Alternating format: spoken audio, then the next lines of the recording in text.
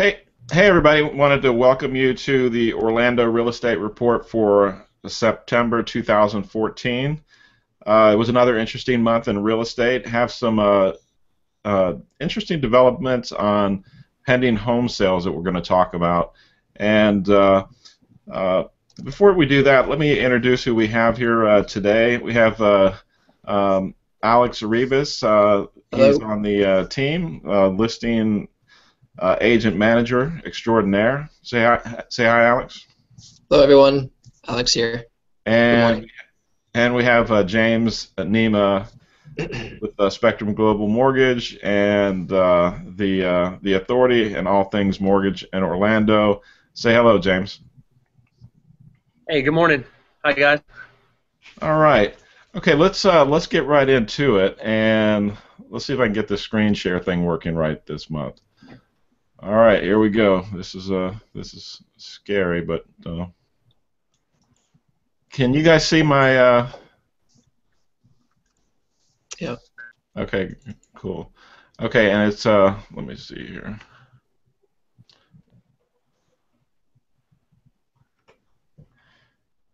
One of these days I'll figure this thing out.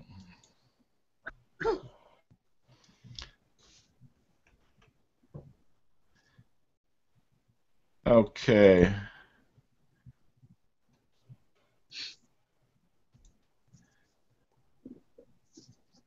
You guys see that okay? Is that like full screen? Maybe a slight delay. What are you guys seeing now? The Oh, folder. just the folder? hmm Okay. How about now? Still just the folder? hmm All righty. But you see the open folder, right? How about now? Still just Just the folder? yeah. Oh my gosh, this thing is killing me. Still just the folder. Okay, Yeah. well then obviously I'm not sharing it correctly. Oh, here we go. How about now? Still nothing? Um, it says it's presenting, but I just see the folder.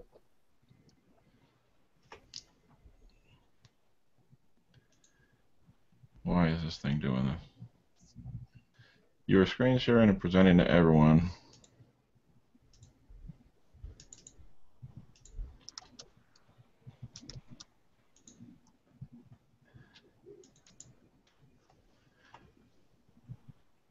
Okay, I guess I selected the wrong option, obviously.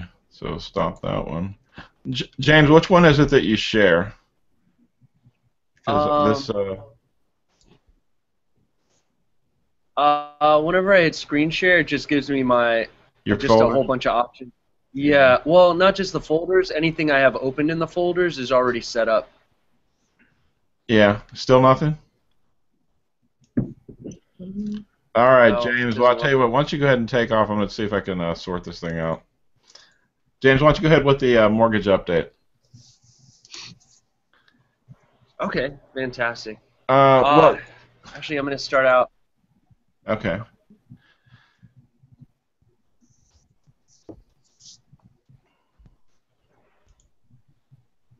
So, okay, ready to go? I suppose. I apologize. I don't know what the heck is going on with this thing. Let me try one more time. I'll try a different option. Yeah,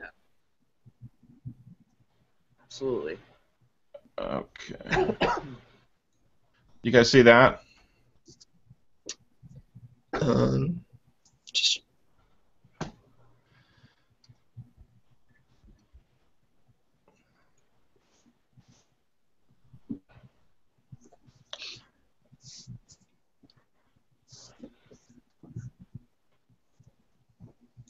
All right. One last thing. We'll try the yeah. whole. Now you can It's see the doing whole. that infinity screen thing. Uh-huh. All right. Well, maybe that's what's going to take. Can you see that now? Yes. Yeah, perfect. Yeah. That's. I don't know what it is. I think that's just Might be a bug in the. Sorry, Google.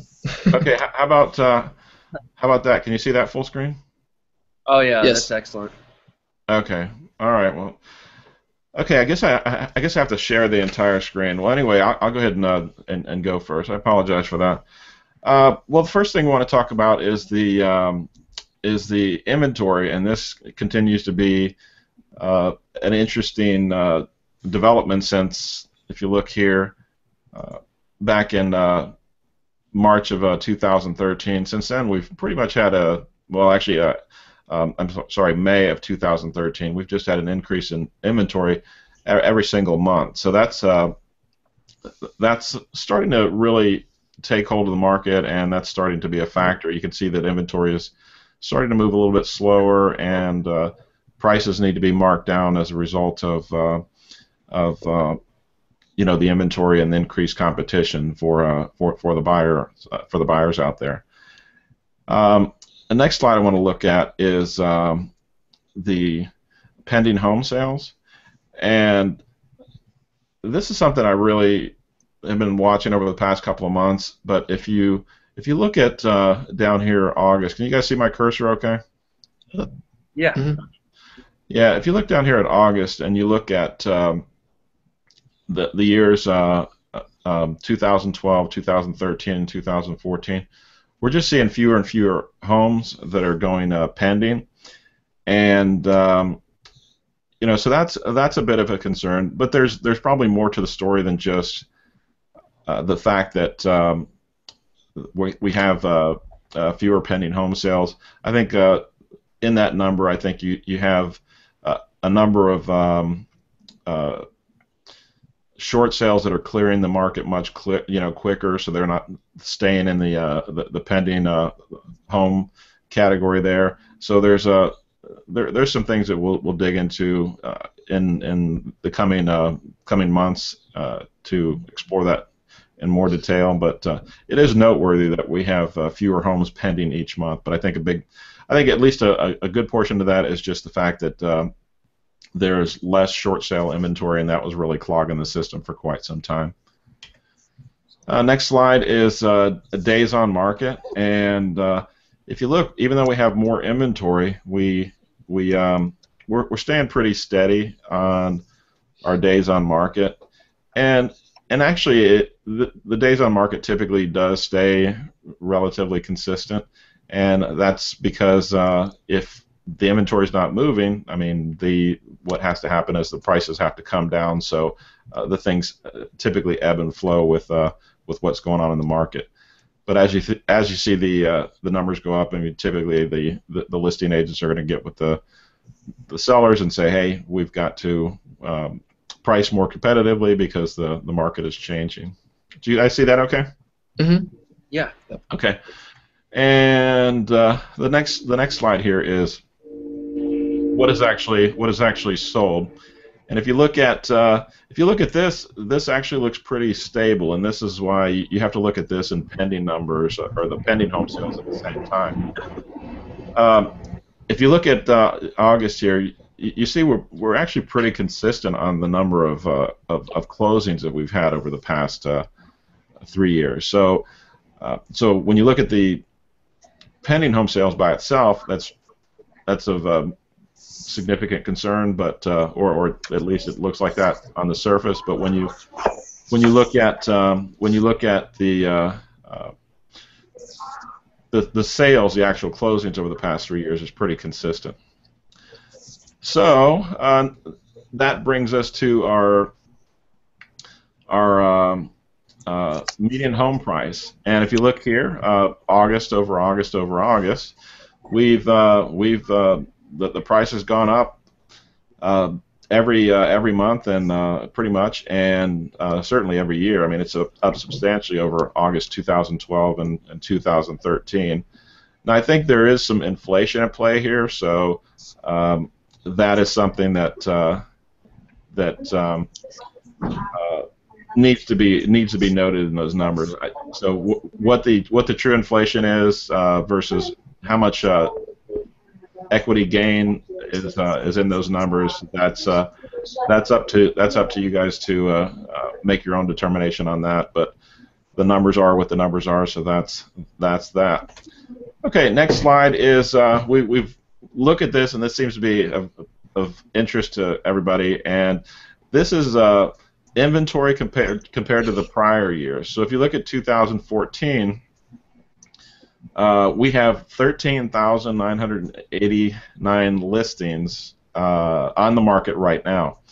If you compare that to 2012 and 2013, you can see that in 2014, which is represented by the blue section, we have almost as much inventory now as we did the past 2 years combined. So it's got to play a role. I mean, the market is just going to flat out going to be more competitive for the seller. So this is something that if you're selling a property out there, you need to realize this. From the previous reports, you can tell the properties are selling, but you absolutely have to realize that there's more competition, and that's going to play a role in how aggressive you can be on pricing. Okay, and so that's pretty much it. So let's see if I can. Well, this is just our normal sales versus short sales versus REO. We thought that was a bigger problem than it was, but as of the end of last year, it's pretty much stayed consistent. So there's no spike, at least as far as a percentage for either category. So nothing really noteworthy there. So with that being said, hopefully I can close this thing out without the problems I had going in. So let's. Okay, are we back to the home screen now, or back to you guys? Okay, and you guys were able to see that? Okay. Yeah, that was excellent. Okay, and all right. Well, with that being said, let's get a mortgage perspective from our mortgage aficionado here. James, what do you got for us? And I apologize for kind of throwing you in the front of the train there when I couldn't get my slides going, but hey, I was in full on panic mode. But no. I thought it went perfect. You know, yeah, you guys are very kind. it was a disaster. All right, thanks. All right. No worries. Yeah, All right. I think you touched on a lot of great points. Where do I even start? It was perfect. So the short sales, it's like you said, we've seen so many less, and I think it's directly attributed to the increase in home prices. So a lot of people are no longer underwater. A lot of people, can sell their homes under a normal sale. I mean, we saw it last year with the HARP refi program where, people were able to refi even though their homes were underwater. And now a lot of them don't even need to go under that program because they have enough equity. So, I mean, we kind of gained a lot of equity in a short period of time, but it's been steadily increasing. There's a couple of opportunities that brings, especially from the real estate side. A lot of the contracts we're seeing now, you're starting to see more sellers' concessions, where in the beginning of the year you didn't see any at all, hardly any, and there was a lot more competition for a lot of the properties. Now, people are putting in offers, and they might not have as much competition depending on the price range that they're looking at. We're starting to see a lot more homes over 200,000 that have less competition. Before it was over 300,000, you'd see less competition, and still I think the 100,000 range is still very competitive. I just want to touch on a few important points. I don't know if you guys can see that. I know I showed it last week. There we go. Yeah, our last presentation. So October 6th is the end of HomePath. So everybody, if you're looking to get into a HomePath mortgage, now's the time to do it. So a lot of people are wondering, well, what other options are there if HomePath is gone? And everybody's familiar a little bit with the FHA 203K. You know how you have a streamlined program and you have a full program.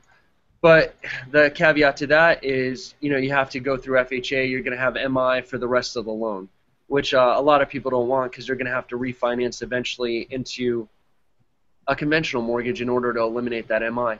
So, of course, whenever there's a necessity, there's what is it called? necessity is the mother of all invention. There you So go. now we have the, aside from escrow holdbacks, where if it's a $5,000 repair, you can hold that back in a conventional loan. Now they have a home style program where it's kind of like takes all the benefits of the 203K, where you get to rehab the home, but they're going to do 95% of the after improved value, so you can still do 5% down, still get all the benefits of a conventional loan with the benefits of rehabbing through an FHA 203K. All right, and sorry, I know I'm going through a lot of slides here, guys. So Yeah, it's good stuff. Yeah. All right, perfect. Yesterday, I don't know if anyone was watching, but there was another Fed meeting. Janet Yellen was going through all the topics of what the Fed is expecting. I love the slide. That's great. So they have a lot of different projections out there. Ultimately, they're saying there's an underutilization of the labor market, so they intend to keep rates low until they start seeing that the economy continues to improve. A lot of what they say is a bit subjective, so they're thinking by next year, they don't know when, there's going to be an increase in rates. So it's always a good time to buy now instead of waiting later on to see what's going to happen with the Fed. But even if there is an increase, it's not going to be as substantial as I think everyone thinks. So it might be right now, last year we were in the 3s. This year we're in the low 4s, and next year it might be in the low 5s. But compared to 2006, 2007, or even way before then, people were getting 7% rates and thinking, "Wow, this is an excellent rate." So a lot of times, rate shouldn't dictate necessity or put people off from buying, because essentially, if you want to purchase a home, if you're not paying your own mortgage, you're paying somebody else's. So it's always a good idea to start looking. And right now, if you're currently leasing a property, what we see a lot of is, it's a bit unfortunate, we're seeing a lot of people come to us with 1 month left on their lease, and they're ready to, hey, I need to find a home. My lease is up in a month. But I think, as you guys could probably attest, you guys probably want 3 or 4 months ahead of time, to give them enough time to be in a position to purchase. We pull pre-approval, put them on the right path, and then you guys are finding them a home. And sometimes.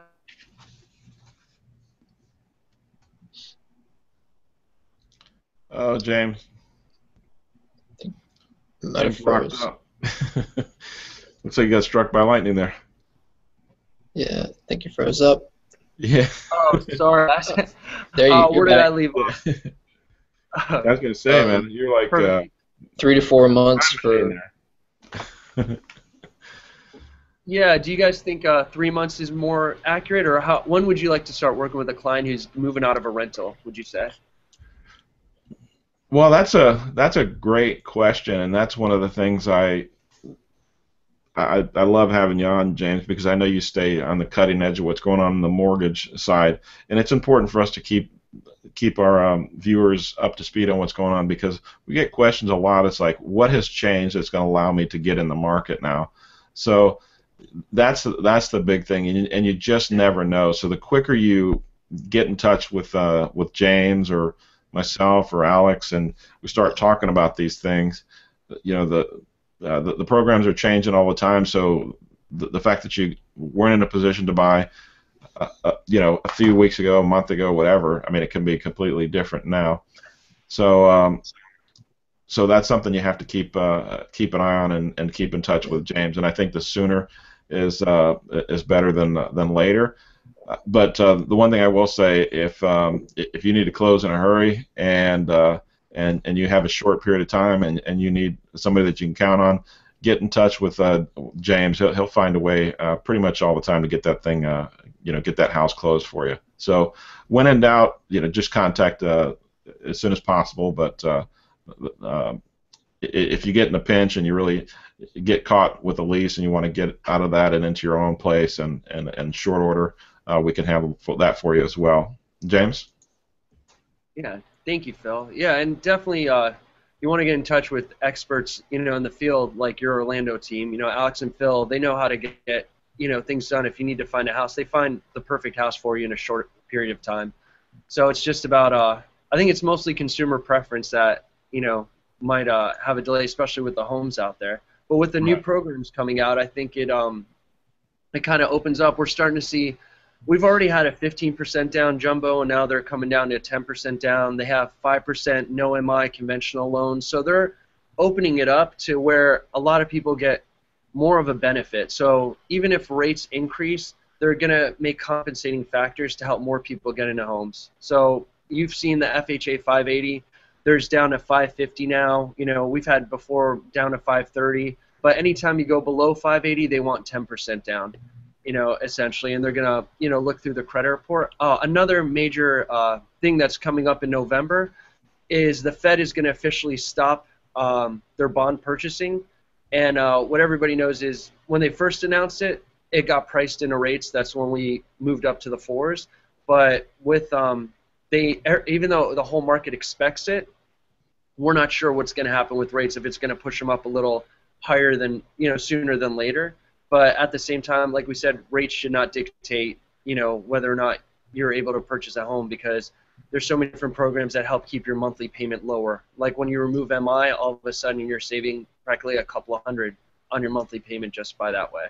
So there's a lot of alternative programs that make up for anything that's happening in the market. But if you have an opportunity to take advantage of the low rates now and the programs that are available, you know, if they work towards your benefit, then it might be good to jump on it, especially now with, you know, with the school season started. You'll start seeing a few more homes on the market. I guess we see it every year because less people might be looking, so it might be a great time to pick up a few homes, you know, and get like the perfect home that came on the market.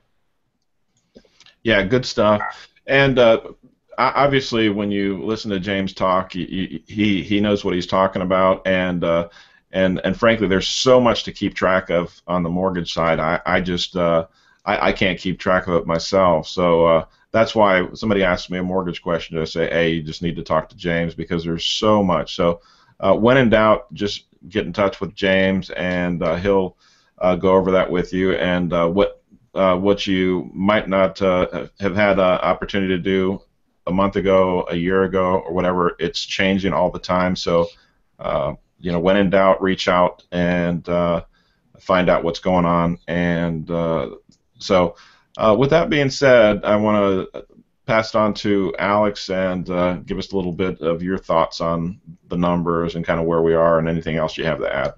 Sure. One second. So I know we talked a little bit about the average median price has gone up and absorption rate's gone up, but I want to touch on something a little different, a little more exciting, I think, that given the competitive market we're kind of moving into for sellers, we went to a course at the Orlando Regional Realtor Association for, you know, pricing in a competitive market, which is what we're going into, if not already there. And the 7 deadly seller sins, I'll do like a top 3, really kind of top 4 that I think really relate. Pricing higher than the competition. So basically everything below you will have to sell before you have a chance to, in all likelihood, sell, if it's a comparable type of home. Refusing reasonable offers early on. The saying in our community is sometimes the first offer is your best offer. So you don't want to just look at that and say, no, we've only been on the market 2 weeks. Well, if you've been on the market 2 or 3 weeks and you're priced appropriately, then that should cause, in all likelihood, within the realm of reason, a sale, so, or at least an offer in this case. So don't put it off. It may be the best thing you're going to get. So, and then not putting the property in the best possible condition to show. And I have a graphic I'm going to pull up. It's kind of does a survey of 1,000 different agents out there, and kind of what are different seller mistakes. And lastly, showing the property difficult. Some people don't really think this is that big of a problem, but you know, you may miss that one buyer who, for whatever reason, they're only there that one day in that neighborhood, or they're only in town visiting for the day, and so that's it. They're going to move on to the next property, the next home, and they're not going to make a special allowance in all likelihood to come back and take a look. So with that, I will pull up this graphic. Hopefully the screen share is kind to me. Yeah, I think go to the share entire thing. I think that's what I did wrong before I tried to go into the folder. I think one of the options is share entire screen. That was what ended up working. Is that what you typically do, James? Share entire screen? No, actually, there's whenever I have it opened up, all my little pictures show up under the share folder, so I could click on each picture individually. Oh Is man, that's the secret sauce, huh? can you see the graphic? Yeah, perfect. Okay, very good, great. So biggest home seller mistakes, as you can see, overwhelmingly out of these, it was granted it's just a survey, but it's very telling. Overpriced home, without a doubt, double anything else that's on there. 77%, as you can see, showing availability, coming in, but not even a close second, like I just touched on from the seller's 7 deadly sins. Cluttered space. A lot of people don't really think this is that big of a deal, but the less stuff, the better, and whatever is in there should be pretty organized, neat, clean. I think that goes without saying in the last, but sometimes you got to make people aware. Then going on to pleasant odors, and whether, as you can see, they got a cat there, whether it's a cat, whether it's a musty smell, whatever it is, it needs to be addressed, because you got to go in there and burn a nice scented candle, which I always do for my sellers, whether it's an open house or it's a vacant home and sellers not in the area or out of the country. 21% there is the next. I'm willing to negotiate. And then lastly is won't make repairs. For the last one, won't make repairs, I'd say that's not as big a deal, because how we address it here at our, myself and the team, whenever we do take offers for sellers, we try to incorporate whatever, have a set amount. Say it's some minor repairs, you think it's going to be $500 or $1,000, you put $1,000 and you put that into the contract, and you don't start like saying I'm going to fix this, because then you just get into a back and forth sometimes, and that's no good. So let me just hide this. Let me pop out. Stop sharing. Okay. Good stuff. You're back. Yeah. Okay. Good stuff. Yeah, that's good stuff. And the reason we're talking about more on the seller side this particular week is one, Brendan, who normally joins us, may jump in here and before we wrap up, but he's primarily the buyer agent extraordinaire, so he's not here. So we're a little seller heavy today. But not to mention on the seller side, sellers really need to start paying attention. There's more inventory on the market now, and it's just more competitive. I mean, the buyers have more options now, and they need to take note. But the good news is, I mean, the homes are still selling, and we still have relatively the same number of closings that we've had the past 3 years for August. So nothing to worry about there. But there's just where there was one house before, now there's basically 1 3/4 according to the statistics. So almost 2 houses. So twice the opportunity for the buyers. So anyway, any closing thoughts or anything? Anything you guys want to chat about? I'm gonna go a little freelance. I want to just touch on what James said earlier about getting in the sooner the better. If it's 3 or 4 months, I mean, I could just speak to one example. I sent someone to him the other day, actually a referral client from a former client, a customer, and they thought they were all in the clear and it was going to be an easy thing, and just go ahead and get pre-qualified, pre-approved, and just go out and buy the home they need to buy. But they had some past financial issues, and so next thing you know, they got to look for another place to lease because their rent's going up significant amount of money, a few $100s. So I would say again, just to touch on that, sooner the better, because you may not realize the situation that you are in, and you don't want to miss out on an opportunity one way or another, whether it's you need to move somewhere else to help yourself financially, because rents are going up. Yeah, good point. And again, that just goes back to when in doubt, reach out. I mean, there's so many things that we can do to help you out and put you on the right track, and that goes for James as well. the quicker you reach out to us, you know, the more we can offer. You never want to wait till last minute because that lessens your options. So, James, any thoughts? Any closing thoughts? Yeah, absolutely. I was just to touch on what Alex was saying as well. I mean, even if they don't utilize our services, which are completely free, if they do use another mortgage lender or bank, make sure they review your tax returns, credit, W-2 history. They have to do all of that because I know in this market you'll get a lot of pre-qualifications, which are, unless they do an in-depth review, which an underwriter will do an in-depth review to see, you know, full qualif. You don't want to. I'm one of those people who like to look at the worst case. Let's be very conservative and make sure that, you know, you can get into the property worst case scenario, and you know, best case scenario makes it much simpler. But for all the sellers out there, definitely they want to speak with you and Alex regarding, you know, how to price their home, you know, where to come in at, you know, what to do to help give them the best opportunity to sell in this market. You know, so they want experts like yourselves to give them that advice. And I know you guys, you know, do CMAs and are able to tell them, hey, this is going to give you the best opportunity to close. And there's no better company than, you know, Your Orlando and RE/MAX to get that done for them. And, Thanks so much. Thanks so much, James. And James, why don't you let everybody know how they can get in touch with you and anything else you have there, just to go ahead and wrap it up and say your bye. Okay, perfect. So you can always reach me by you can call or text it. I don't see the information yet. Probably James. be available. James, I don't see your contact Okay, information. I'm sorry. Ah, there we go. Oh, not yet? No, there it is. There it is. Excellent. So yeah, you can reach me on my cell phone by call or text off the 770-0067, just because it might be easier to get in touch with me, and email at any time. Any scenarios you have, no obligation, no pressure tactics. Getting a mortgage is for your benefit, not ours. So we want to make sure that you're in the best position to purchase. And we do have 0 lending fees, so you're not going to have to pay anything even through the process, aside from just a couple of the items you pay directly towards the vendors themselves.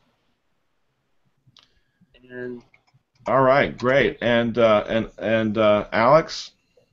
Sure. I'm going to take a cue from James here. I know he did the screen share of the business card. I really like that. So it's a good touch. Yeah, oh my gosh. 1 second. I can't even get the screen share thing going, but is it popping up now? Oh, look at that. Yeah. Perfect. Perfect. Okay, you can see it. It's all right there, but just to reiterate, Alex Haribas, BPOR, Realtor Manager here with the RE/MAX YourOrlando.com team. And you can reach me there on my cell phone anytime. Feel free to text as well. I know a lot of people are texters in this world and like to start the conversation that way. More than happy to do it. 407-493-8207. And then not what's on there is my website, which is just simply YourOrlando.com / my first name, Alex, A-L-E-X. So look forward to hearing from you all. Appreciate it. Thank you. All right, guys. Well, hey, thanks so much, James. Thanks so much, Alex. I apologize to everybody for the technical difficulty. One day I'll figure out how to do a screen share, but I don't know. I guess it wasn't this month, and I really did my homework. But hey, that's one of those mysteries that I'll have to learn how to solve. But anyway, thanks again, guys, and thanks everybody for joining us. We'll see you next month, and make it a great month. Bye, everybody. Thank you, guys.